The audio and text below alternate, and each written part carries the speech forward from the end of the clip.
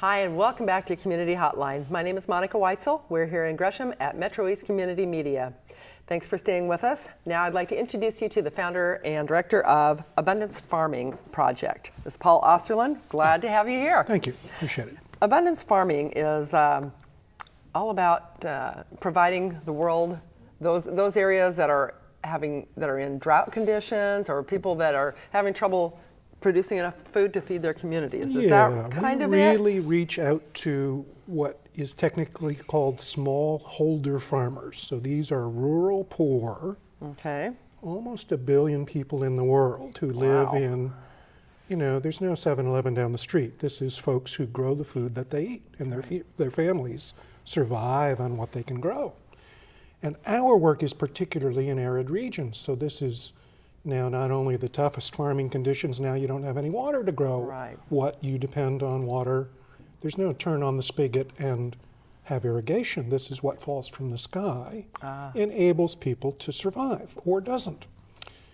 And as global climate changes have really worsened the circumstances in South Asia and Central Africa particularly, it's been tougher and tougher for great numbers of people to make it. Yeah, people are dying right and left. And years ago, as I remember reading National Geographic and, as a kid, and I would see drought, famine. They always came together, drought and famine. And I never even quite knew what one was or the other. Drought is no water, but famine is the result of no water because you can't grow the food. Right, right. So what we are about is taking the technologies that are available today that weren't available when I was a kid. I couldn't have done anything about it then. Now we have a brand new technology that really can make a difference in this area. And this is something that's produced by an Oregon company. It was invented by the USDA. It took almost 35 years to develop. And it's something called Zeba. And Zeba is a little strange name, but it's sort of like grape nuts for the soil. It's stuff you would put in the soil around a plant. It's made from cornstarch, and it holds 500 times its mass in water. So if you have a place that has little or no water, I mean, if there's just a little, it'll hang on to that water. Right. As the rain falls, now it's going to harvest that water right around the plant, because you sprinkle this around the root mass. Now you've got storage locally around the root mass. So whether you're using irrigation to get the water there or it's falling out of the sky, this enables that water to stay more available to the plant. And then the plant draws it up as it needs it very slowly. So if you have intermittent rainfall, then this can really stretch the value of that water to deliver to that plant. And interestingly, it not only delivers water, it delivers any soluble nutrients. So if fertilizer is available or any soil nutrients, it will bring those up to the plant as well. So we create healthier plants that can survive in really, really tough conditions. Now, how do you go about distributing this? How does all this work? Yeah, we are a very small nonprofit. And our work is really through others that are in country, wherever that may be. India, Pakistan, Central Africa, ranging from Nigeria to Kenya across Africa, and then a bit south from there. So good nonprofit organizations that are working in those countries, working with farmers, exist. We find them and we say, look, we can help you accomplish what you're doing. So you form some really good partnerships. And once they see the results, it's clear that we will enable them to do more and better of what they're already doing. So how do you do that? Do you send them this product and then train them, or just exactly? I buy it from the factory. So when I first decided to do this, I went to the factory and I said, I'd like to set up a nonprofit organization to get this to people. Will you support me in that? And they gave me pricing, which is favorable pricing, and technical knowledge that I can in turn extrapolate to much more severe conditions than the commercial farming they're used to. The factory sells this to commercial farmers that have plenty of water. So I'm sort of taking the core information that they've developed for that marketplace and adapting it to a much different circumstance. Then I ship it, and I found the U.S. Postal Service, flat rate boxes. Let me do an advertisement for the Postal Service. Flat rate boxes. I love them. I can pack about 14 pounds of this in a large flat rate box, and for $59.50, get it to Niger or Nigeria or India. And make all the difference in the world. And it makes a huge difference. Now, that small an amount will do a significant chunk of, but nothing at the scale. We need to do this at a scale that really requires ultimately factories in the countries. How long have you been doing this, Paul? I retired from my professional career a little over 4 years ago. And my friend Amy Pearl from Springboard Innovation called me and said, let me tell you about social entrepreneurship. And my life completely changed. I had actually invested in the company that produces this stuff many years before. Oh, really? Well, many years. I mean, it was only 2004 when this was out on the market. And I heard about it, and I invested in the company. And when I heard about it, I said, my God, somebody's got to get this out to the world. And it never occurred to me at that time that I'd be the guy doing this some years later. I mean, truly, it was truly a surprise to me that something like this could even be available to me. I had very different ideas about my retirement. And Amy said, social innovation and social entrepreneurship. And I realized that this could actually, with a viable model, an economic model that can actually have this pay for itself, could be a way of getting some really good things to the right places. And initially it's give it away and get it in the ground and prove it. The second stage is get agencies and nonprofits to help pay for it. The third stage is after some time the farmers themselves can help pay for it because they've produced a surplus. But until that occurs, you can't have you can't indebt the poor farmer. This is not a scheme to cause the bottom billion to pay something. This is not about that. You're trying to help them get out of that how situation. we can get it where it's not affordable. They can't afford. There's no way they could afford it. So, and then the final stage is we've got to get factories in those countries. So the idea of shipping something from the United States to everywhere is a flawed approach. So it's starting out very small, but the potential is a worldwide huge thing. It's a small start with a very big objective. We intend to help impact hundreds of millions of smallholder farmers. So it could change the world. It could change the world. And the thing about this technology, and this isn't the only one, but this is such a breakthrough technology. A kitchen sponge, which we think of as something that absorbs quite a bit of water, will absorb 15 times its mass. This will absorb 500 times its mass. Goodness. So once I studied the science, I said, my God, this is truly a breakthrough for agriculture in the world. So show our viewers how this works. You've got these little packets here that are. It says Abundance Farming Project increases yield for poor farmers by providing Zeba biodegradable, starch-based superabsorbent through NGOs in India, Africa, and the Americas. So this is. They're little. It's like grape nuts for the soil. It's little granules. Little tiny granules. And that is a teaspoon. Okay. And that teaspoon will absorb a liter of water. So this is a liter of water that I put that in some time ago and put water in it. And now we have what we could say is a hydrogel. It's no longer liquid water. Yeah, it looks like it's blobs of water. Yeah, it's not. If we poured it out, we wouldn't have water running down our hand. We would have little blobs. It's almost like watered down Jello or something. It's sort of Jello is as close to it as we know. Runny Jello.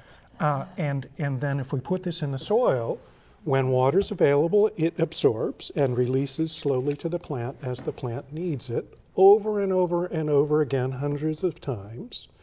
And meanwhile, it's biodegrading to feed the microorganisms in the soil. It's a starch-based natural ingredient.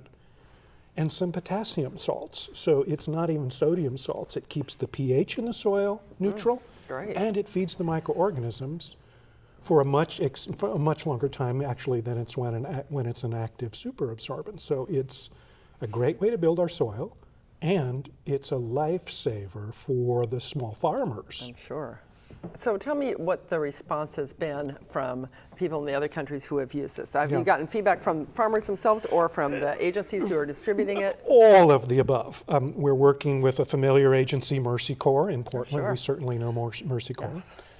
They're doing some evaluations in Zimbabwe. Those are done on slightly larger scale farms than the very smallholder farmers in Niger, for example, which is in the northern part of Africa. Very poor, probably one of the poorest African nations.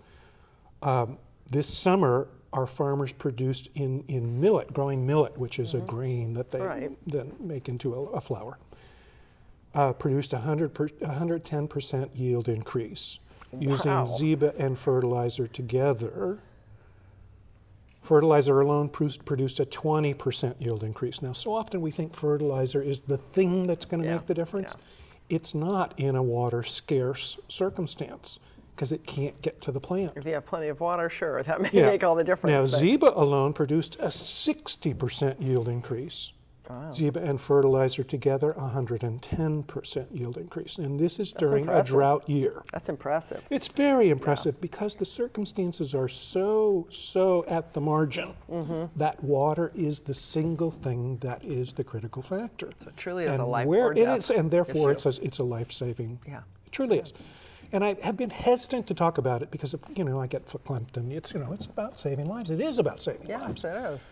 And having the stuff available in the world and not getting it where it's most needed, there's a social justice issue in my judgment. There's something that's truly wrong. When we didn't have a solution, we didn't have a solution, now we do. So why aren't more organizations doing this? It's fundamentally about money. It's also about knowledge. If you asked most people, is something like this available on our planet? They'd say not in this century. I never heard about it until I happened to talk to you one evening. It's pretty amazing, and it truly is a breakthrough. The other thing I've discovered as I work in ag, my career was in high tech, so quite a different environment than ag. Ag is about the slowest cadence and pace of change of anything I've ever discovered. Really? Because historically you had to do it the way it was done. That's how you saved your family. Because you inherited that knowledge and you did it that way. I'm contending that the circumstances are so rapidly changing. Taking Niger or Kenya, for example. This year in Niger, the same time we did our millet trial, the rains came 7 weeks later. Historically, the rains come May 1st. They just come May 1st. Right. You can count on it, except not anymore. Now it was 7 weeks late that they came, so a very short growing season, and that's where we produce such extraordinary results. But for those folks who are able only to grow in that rainy season, when the rains come is a life-determining circumstance. Sure. Some may not make it to that rainy season. Now NASA says the rains are falling over the Indian Ocean, not over Kenya. Oh, wow. So we've now, however you say the cause of global climate change, we certainly can see the evidence of global climate change. And it's a rapidly changing circumstance for many rural, poor, something about 1 billion in number. Have you had the opportunity to go overseas to any of these countries that are using this? When I first started, I went to Peru. The UN was having a conference called, it was the year of the potato, the International Year of the Potato. We all signed up to the Millennium Development Goals. That was to cut abject poverty in half by 2015. A few years ago, the UN and the World Bank and the World Health Organization got together and they realized we were not on a path to get there. We're not on track, yes. So they said, what can we do? What can we do? And they said the potato is the answer. The potato can grow from sea level to 14,000 feet of elevation, wide range of climate conditions, and it has a full suite of vitamins that none of the other staples do. Wheat, rice, corn don't have vitamin C. Potatoes have vitamin C. Yeah. So we can get a richer nutrient across a wider range of agriculture if we promote growing potatoes. So that was the UN conference, was all about potato science for the poor. And when I read that, I said, my gosh, this is where I need to be. And I got myself an invitation to go present in what they call a poster presentation. So I designed a poster and told this story in pictorials and went there and was a part of this conversation. I thought at the end of a 4-day working conference where we were about what are the breakthroughs, and I said breakthrough, I thought the world was going to change. I mean, it's the UN of all, of course the UN can. You expect big things. Yeah. I have been looking since then, this is now 4 years ago, and I don't see a lot of change. I see much the same. So even those who are the experts, and this was literally the top potato growing experts in the world coming together, won't accept new things unless they're really, really compelled to. So they tested this in a very wet season in the Andes and concluded, well, in a wet season, it doesn't really make a difference. That's sort of the point. Yeah. I mean, they're missing the point. It's kind of missing, it's kind of really missing the point. This is all about making the difference in arid conditions. So what about the farmers then in those other countries? We had some pictures, and I hope they showed. There's been a huge increase in their output. In their yields, so were the farmers, were they receptive to it? Once they saw it, and then as neighbors saw it, and that's of course the opportunity, we'd like to work through their co-op structure. They have a farmer co-op structure. And this is not big farmer co-op. Right. This is little baby farmer in terms of scale, Sure. but hundreds of thousands in the nation. So the the co-op network would be an ideal way to share new technologies. So once other people say, of course, you go to market and this guy's got bushels and this guy's got this, and you say, what are you doing differently? Yeah. So what can we here do to help this Well, we're project? trying to raise specifically some money for Niger because of this project to work with their co-op system. We need about $25,000 to do that, and the Ministry of Agriculture is forecasting another drought in Niger. And it's very predictable that a famine will follow that drought. And I'm saying, let's stop the famine with we can't something stop the that drought, can, but you can stop we the can't famine. stop the drought. Yeah. We can mitigate the circumstances, though. And I know nothing better than this to make that difference. So it's fundamentally a matter of money. Right. And slowly it's getting more widely known and understood, and people are seeing, oh, we're the only ones out there doing this in arid conditions. All the other growers using this are using it in commercial conditions where water is, of course, you don't grow commercially where there's not abundant water. Right. And they're producing yield increases even with substantial yield increases for commercial. These guys are the ones who have optimized everything. Right. And are using the money to satellite do so. imagery Yes. to examine the, and still they can produce somewhere in the 8 to 12% yield increase in potatoes, for example. That's very big for a farm that's optimized everything. But 8 to 12% is not sufficient in the world I'm trying to get. Here we want to produce, these are people living on under $2 a day. We want to get up to $7 a day. Now you only do that when you can create a surplus beyond your own needs. And that's what our purpose is here. Okay. So if people are interested in helping out, obviously financial contributions would be a huge help. And you have a website. I have a website on abundancefarming.org. And go there, we get the information, people can The donate other there. substantial thing is we all know somebody who knows somebody. We need to penetrate the largest organizations. That's the Gates Foundation. That's Howard Buffett. That's Warren Buffett's son, who is also a farmer, also working in Africa. We need to get this knowledge in front of them. So we really need to educate people We about need to this. educate people, Well, we're starting small here on Community Hotline, Paul, but excellent. there might be somebody watching who, like you said, knows somebody who knows somebody. We all know somebody who in turn has access into the big decision makers. Okay. We just need their attention. Okay. Good. Well, we're out of time. Thank you so much for all the work you're doing. This is a wonderful project, and it is a life-changing thing. So if you are interested in helping save lives around the world, this is a great way to start. You can contact Paul. You can contact Abundance Farming on their website.